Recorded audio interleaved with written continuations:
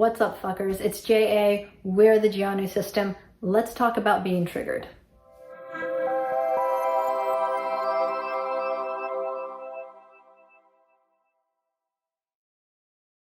Okay, so I'm going to do this in two parts. One for the person who is experiencing being triggered, and one for outside people. First, for those of us with some PTSD, how do we cope with triggers? First, avoid the trigger if you can. This is not always possible.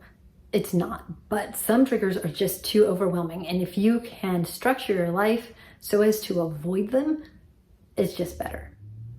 So, trigger was not avoidable. Now what?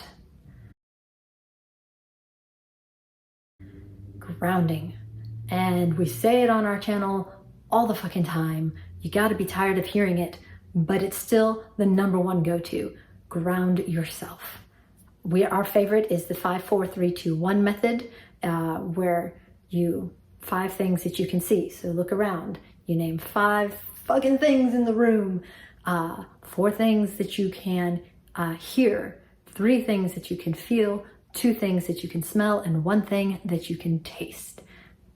The whole purpose of this is just to put you back in your physical environment so that you no longer are dissociating or kind of sucked back into trauma time.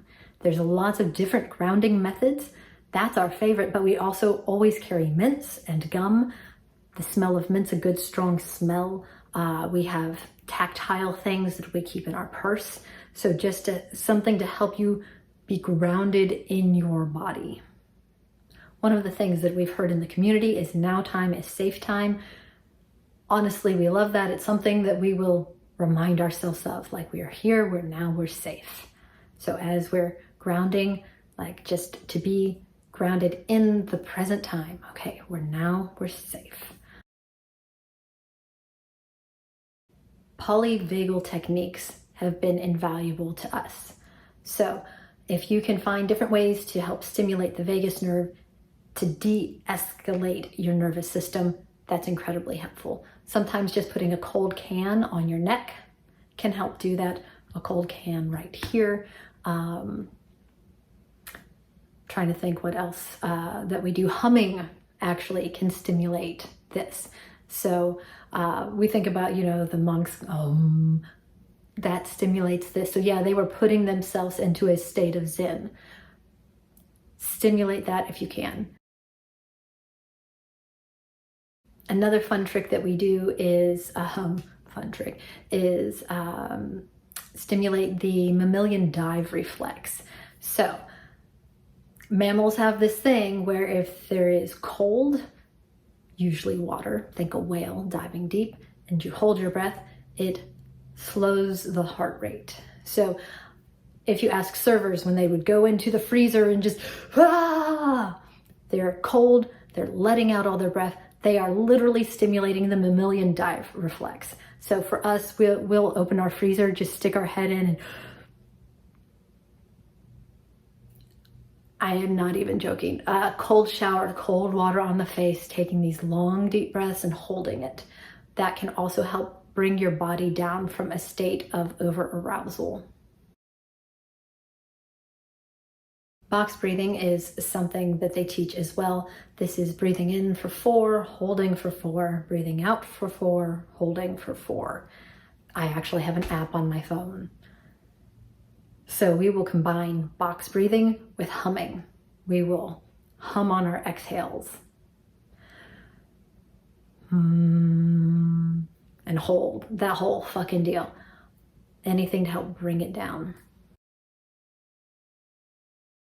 Create your own safe spaces. So for us, putting in headphones will do that. If we're in the store, we're triggered by Christmas music and the Christmas music is going to play from October to like January, and it's ridiculous. And there's not a lot we can do about it. So we have noise canceling headphones to help us just to navigate that trigger. So if you can create a safe space in any way, do that.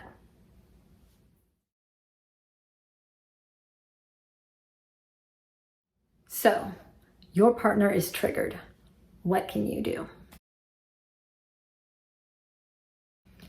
We'll go back to grounding. Know how to help them ground.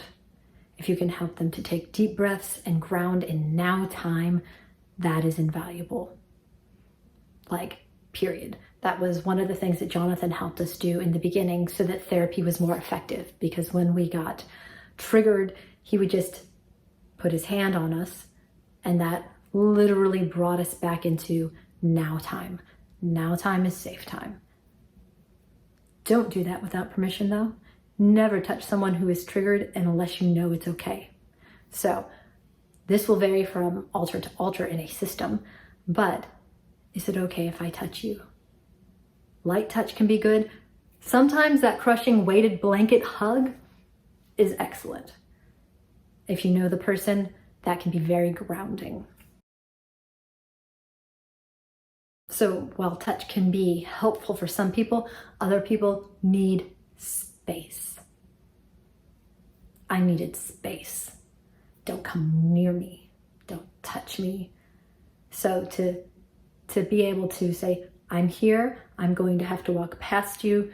So awareness, to give safety in any way that you can, was very helpful for me when I was triggered.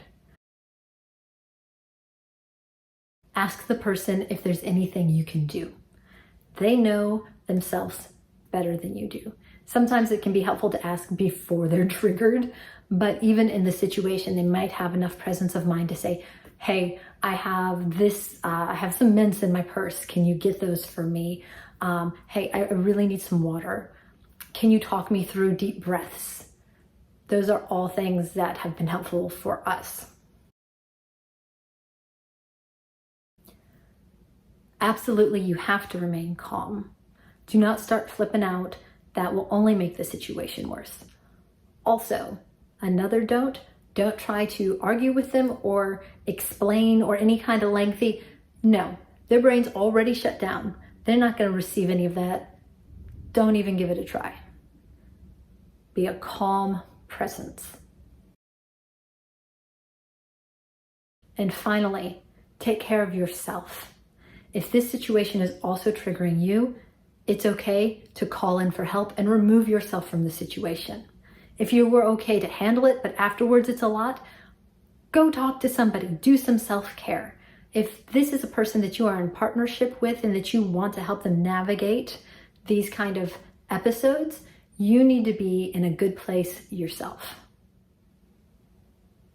All right, those are our tips for dealing with triggers. I hope those have been helpful. Leave in the comments things that have been helpful for you or your partner when they're triggered. We'll catch you later.